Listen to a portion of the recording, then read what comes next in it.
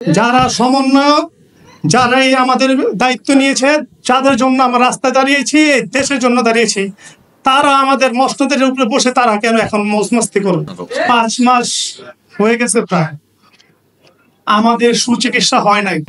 আমরা বলি না আমাদের চাকরি দেন, আমাদের টাকা পয়সা দেন, আমরা বলি না আমাদের আগের জীবন ফিরিয়ে দেন, আমাদের শুধু সুচিকিৎসা ব্যবস্থা করুন। যেদিন যে রোগী মারা যায় ওই দিনই বলা হয় যে এই রোগীকে বিদেশে চিকিৎসা নেওয়ার জন্য নিয়ে যাওয়া হচ্ছে।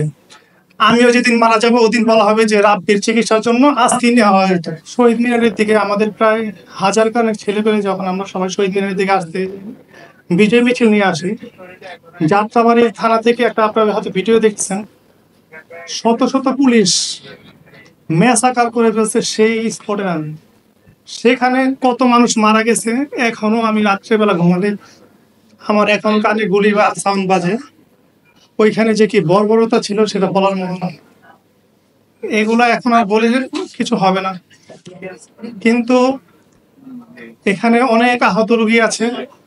সবার কি পরিমাণ ক্ষতি হয়েছে সেটা কিভাবে পূরণ করা যায়, কিভাবে তাদের চিকিৎসা দেওয়া যায়, সেই দিকটা যেন সবাই সচেষ্ট থাকে। এখনো 5 মাস হয়ে গেছে প্রায়, আমাদের সুচিকিৎসা হয় নাই।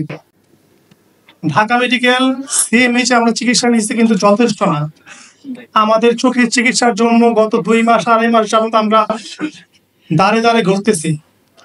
একাধিকবার কাগজ নেওয়া হয়, সেটা আবার ফেরত আসে। আমরা যদি এই দেশের জন্য নিজের জীবন উৎসর্গ করতে পারি, তারা আমাদের জন্য কি দিয়েছে?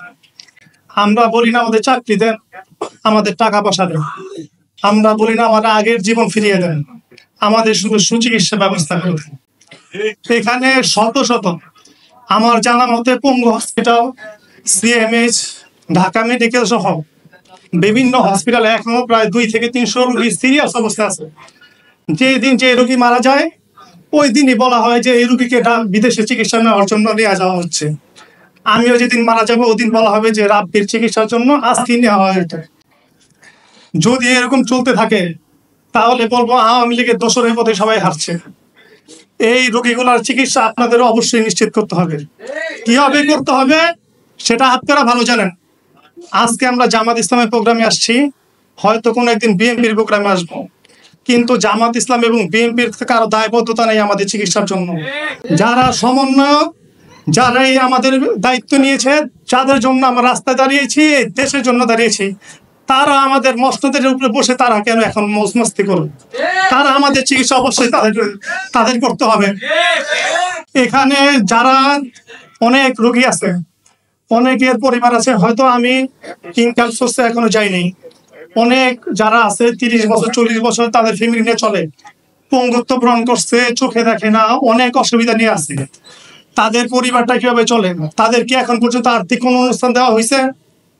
সেখানে বলা হয়েছে 1 লক্ষ টাকা করে দেওয়া হবে আহতদের, কারো 50,000, কারো 1 লাখ, এভাবে অনুদান দেওয়া হয়েছে। এই টাকা দিয়ে কি হয়? এই টাকা দিয়ে কি হয়? এই রোগীগুলো, এই সংসারগুলো কিভাবে চলে? এই দায়িত্ব কে নিবে? এই দায়িত্ব তো জামাত ইসলামের না, এই দায়িত্ব বিএনপির না, অন্য কোনো সংগঠনের না।